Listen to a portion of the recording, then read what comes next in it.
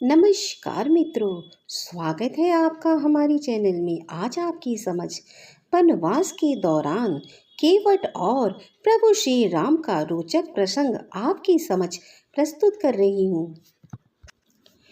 केवट भोई वंश का था तथा मल्लाह का काम करता था। केवट रामायण का एक खास पात्र है जिसने प्रभु श्री राम को वनवास के दौरान माता सीता और लक्ष्मण के साथ अपने नाव में बिठाकर गंगा पार करवाया था। निषाद राज केवट का वर्णन रामायण के अयोध्या कांड में किया गया है। राम केवट को आवाज देते हैं, नाव किनारे पे लाओ, पार जाना है। मगी नाव ना केवटू आन, कहाई तुम्हारा मरूं मैं जान। चरण कमल रज कहू सबू कहाई, मनुष्य करनी मुरी कछु आहाई। श्री राम ने केवट से नाव मांगी पर वह लाता नहीं है। वह कहने लगा, मैंने तुम्हारा मार्ग जान लिया है। तुम्हारे चरण कमलों की धूल के लिए सब लोग कहते हैं कि वह मनुष्य बना देने वाली कोई जड़ी है। वह कहता है कि पहले पांव धुलवाओ, फिर मैं नाव पर चढ़ाऊंगा। केवट प्रभु श्री राम का अनन्य भक्त था। अयोध्या के राजकुमार केवट से जैसे सामान्य जन का न्योरा कर रहे हैं। यह समाज की व्यवस्था की अद्भुत घटना है। केवट चाहता है कि वह अयोध्या के राजकुमार को छुए, उनका सानिध्य प्राप्त करे, उनके साथ नाव में बैठकर अपना खोया हुआ सामाजिक अधिकार प्राप्त करे, अपने संपूर्ण जीवन की मजदूरी का फल पा जाए।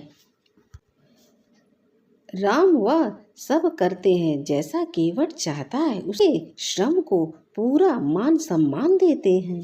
केवट राम राज्य का प्रथम नागरिक बन जाता है। राम त्रेता युग की संपूर्ण समाज व्यवस्था के केंद्र में है। इसे सिद्ध करने की जरूरत नहीं है, उसके स्थान को समाज में ऊंचा कर देते हैं। राम की संघर्ष और विजय यात्रा में उसके दाएं को बड़पन देते हैं। त्रेता के संपूर्ण समाज में केवट की प्रतिष्ठा करते हैं। रामचरितमानस का प्रसंग। जब भगवान श्री राम जी को 14 वर्ष का वनवास हुआ था और राम जी देवी सीता जी एवं लक्ष्मण जी के साथ सरयू नदी पर पार करने के लिए नाव से उसे उस पार जाने के लिए केवट से कहते हैं कि वैसे तो रामचरितमानस के हर पात्र अपने आप में एक देवता का स्थान रखते हैं, परंतु उन चरित्रों में कुछ चरित्र ऐसे हैं जो सर्वश्रेष्ठ हैं। उनमें से एक है केवट, जिनकी भक्ति बड़ी पावन और शुद्ध रही है, जो तंत्र मंत्र के रूप में नहीं थे, जो वस्त्र वेशभूषा में नहीं थे, परंतु मन हृदय कर्म और वचन से शुद्ध साधु थे, जिन्हें पूजा भाव भी नहीं आता था। ऐसे ही एक साधु थे केवट, जिन्होंने तीनों लोकों के पालनहार की नैया पार लगाई थी। गुह राज निषाद जी ने अपनी नाव में प्रभु श्री राम को गंगा के उस पार पर उतारा था। वे केवट थे, अर्थात नाव खेने वाले गुह राज निषाद जी की नाव में जब प्रभु श्री राम विराजते हैं तो क्या हुआ। निषाद राज ग्रह मछुआरे और नाविक के मुखिया थे। श्री राम को जब वनवास हुआ तो वे सबसे पहले तामसा नदी पहुँचे, जो अयोध्या से 20 किमी दूर। इसके बाद उन्होंने गोमती नदी पार की और सिंहवेरपुर पहुँचे, जो निषाद राज ग्रह का राज था। यहीं पर गंगा के तट पर उन्होंने केवट से गंगा पार करने को कहा था। केवट ने पहले उन्हें ऊपर से नीचे तक देखा और वे समझ गया कि ये प्रभु श्री राम हैं। श्री राम केवट से कहते हैं कि मुझे उस पार जाना है तो नाव लाओ। श्री राम ने केवट से नाव मांगी पर वो नहीं लाया। वह कहने लगा, मैंने आपका भेद जान लिया है। आपके चरण कमलों की धूल के लिए सब लोग कहते हैं कि वह मनुष्य बना देने वाली कोई जड़ी है, जिसके छूते ही पत्थर की शिला सुंदर स्त्री हो गई। मेरी नाव तो कांट की है। हे नाथ, मैं चरण कमल धोकर आप लोगों को नाव पर चढ़ा लूंगा। मैं आपसे कुछ उतराई नहीं चाहता। हे राम, मुझे आपकी दुहाई है और दशरथ जी की सौगंध है, मैं सब सच सच कहता हूँ। लक्ष्मण भले ही मुझे तीर मारे, पर जब तक मैं पैरों को पखार न लूं, तब तक हे कृपालु मैं पार नहीं उतारूंगा।